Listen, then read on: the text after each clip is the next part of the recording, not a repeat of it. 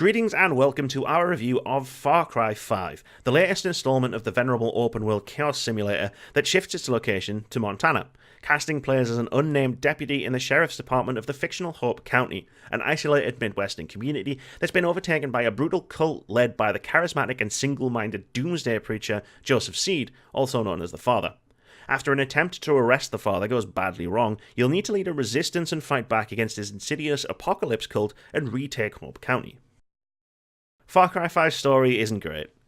That isn't necessarily a deal-breaking black mark against the game, however. The Far Cry series has always been led by its gameplay, with stories merely existing to facilitate the highly chaotic first-person gameplay that the franchise is well known for. What makes this stand out, however, is that this was the Far Cry that was meant to have something to say, at least as far as we were told leading up to the game's release. Unfortunately, at least for its narrative, Far Cry 5 makes some very basic mistakes that prevent it from saying much of anything. Chief amongst those mistakes is the decision to make the main character, who goes by Rook or Deputy throughout the entire game, mute. A lot of what Far Cry 5's narrative seems to be trying to achieve is completely undermined by a protagonist who doesn't talk, won't argue or answer back, as the antagonists go off on long rants about sin and the terrible state of the world as they see it. The trouble here is that what could have been a riveting back and forth about the state of the world, the nature of cults, the drug problem, or anything else of deeper thematic resonance is shunted aside in favour of having lunatics monologue at you a bit before your inevitable escape. Unless it's a boss fight, in which case you get to shoot them a bunch after their presentation. It quickly becomes tiresome. Antagonists talk at you for minutes at a time, with no rebuttal or anyone around to argue a counterpoint. It's like being stuck in the world's worst PowerPoint presentation, and, after listening to enough of their waffle, I just started skipping dialogue altogether. Neither the antagonists or the characters that team up with the deputy in a fight against the Father have anything particularly interesting to say anyway.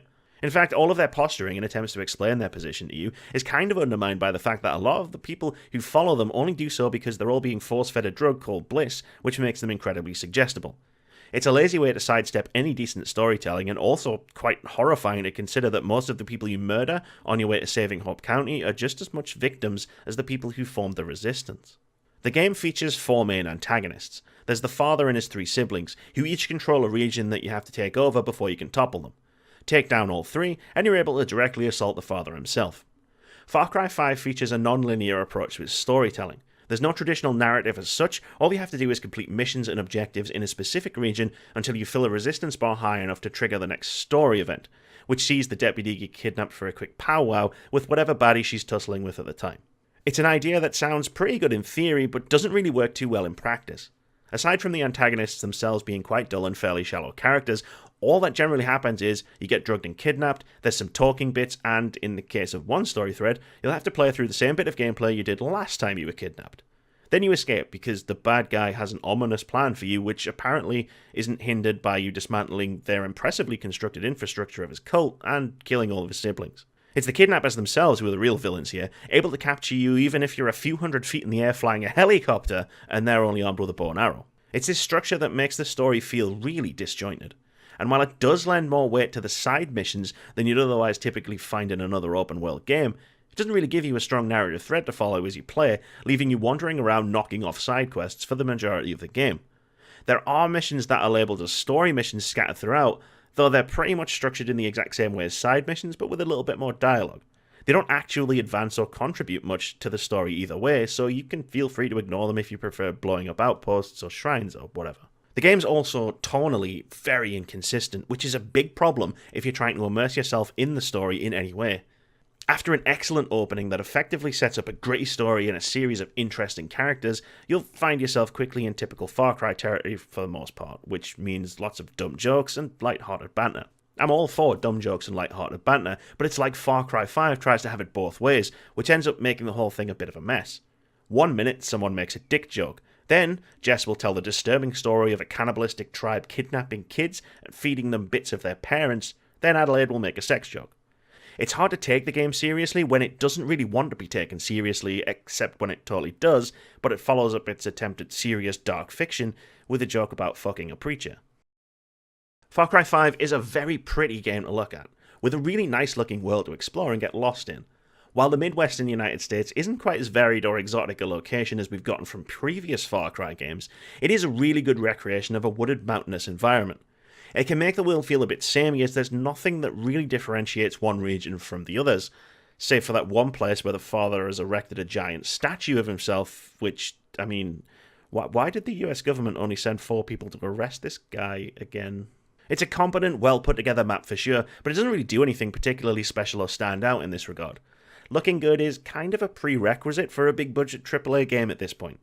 Far Cry 5 does make one stab at a novel feature, or as novel as you can get in an open world game these days, and removes the minimap, which declutters the UI and lets you pay more attention to the world you're wandering, as opposed to focusing on a tiny map in the bottom corner of your screen to make sure you're still following the dotted path that will lead you to the next objective.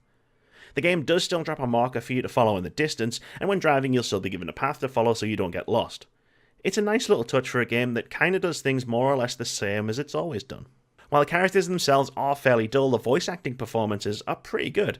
This is especially true of the 4 main antagonists, who are definitely giving it their all, with special mentions going out to Greg Brick as the father and Janessa Grant as Faith. The problem with their characters isn't really the actors themselves, but the sloppy writing. The same can be said for your AI companions, who do a decent enough job, but don't really have much dialogue beyond their banter when you're out in the field, with repeating lines cropping up after only 20 minutes of knowing them. Basically, in terms of its presentation, it's all very standard. Good without ever being memorable.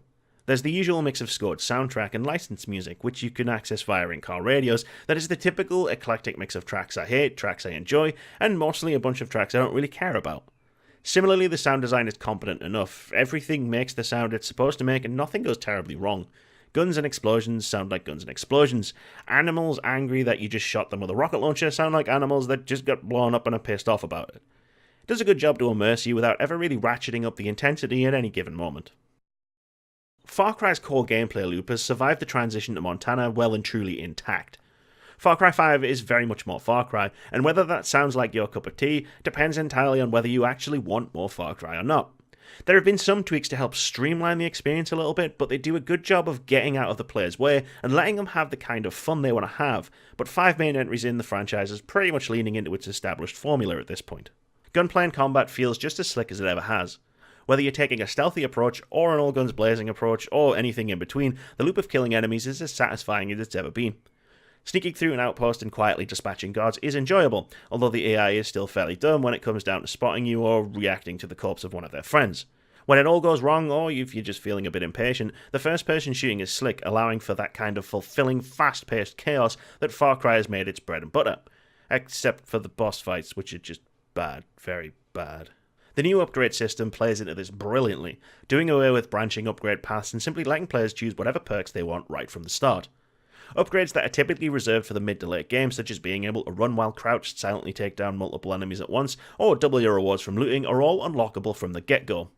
While they cost more points than the traditional starter skills, there's nothing stopping you from saving your perk points for skills you actually want without having to wade through a bunch of skills you don't to get there. It's a welcome change that lets players build their character to suit their playstyle immediately without compromise, and it's a very welcome change. Another welcome change comes in the form of guns for hire, characters that can be recruited to help you and called upon as AI-controlled allies. While their AI is dumber than that of the enemy, they can be very handy in a pinch. Each character suits a specific kind of situation. Characters such as Jess Black, an emo version of Lara Croft, or Peaches, a mountain lion, are great for stealthy approaches, whereas characters such as Cheeseburger, a giant angry bear, or Adelaide Drubman, a sex-obsessed woman who literally arrives on the scene in a helicopter with mounted machine guns, are more geared towards a frontal assault. Other characters also have some really handy special abilities, such as Boomer the dog fetching you discarded enemy weapons, or Pilot Nick Rye, who can be called in to drop bombs and perform strafing runs on bad guys. There's also been a big deal made about the removal of the now infamous Ubisoft towers, including in the game itself via a meta joke that sees you climbing a tower near the beginning of the game. No longer will you uncover sections of the map by engaging in a tedious bit of first-person platforming. Now you uncover side quests and activities by finding notes hidden throughout the world, talking to friendly NPCs, or by literally finding them on your travels. While I definitely don't miss climbing towers, there's no real substantial difference here, save for certain activities being actually a bit harder to track down, as you never know which NPC or note will hold the key to finding the last outpost to knock over in a particular region, and it can be a chore to try and find it on your own. Everything else is pretty ho-hum. The selection of weapons you can choose from is fairly insignificant. There's actually a wide selection of weapons you can choose from, but a lot of them are functionally so similar it's not really worth agonizing over. You'll have your favorites picked out fairly quickly. Hunting animals has been scaled back, becoming an activity purely for gaining more cash as opposed to being tied to an upgrade system. And there's fishing, which, if you've ever played a fishing minigame in a JRPG, you'll already be intimately familiar with. There's also an arcade mode that comes complete with a decent level editor, which allows you to download and play user-created content, including, of course, a Battle Royale mode for the game, and an absolutely awful competitive multiplayer mode that I would advise you to avoid at all costs. Far Cry 5 is another Far Cry game. That's basically the be-all and end-all of what this game is. If you're psyched for another dose of the series' trademark, pristinely polished, high-chaos open-world mayhem, then you'll find an enjoyable experience here. If you were sucked in by the pre-release promise of a game that tells a socially and politically relevant story, complete with excellent characters and a deep narrative, then you'll probably be disappointed. The weirdly paced story is undermined by a mute protagonist who refuses to argue back against the bad guys, whose monologue and characterizations are already pretty dull to begin with. The best thing you can do with Far Cry 5 is turn off your brain, skip the dialogue, and go nuts in the open world. Thanks very much for watching this video, guys. If you enjoyed it, please consider leaving us a like, comment, or even subscribing to the channel. And as always, keep it here at my Xbox and me for more reviews, commentary, let's plays, and a weekly podcast. Have a great day, guys.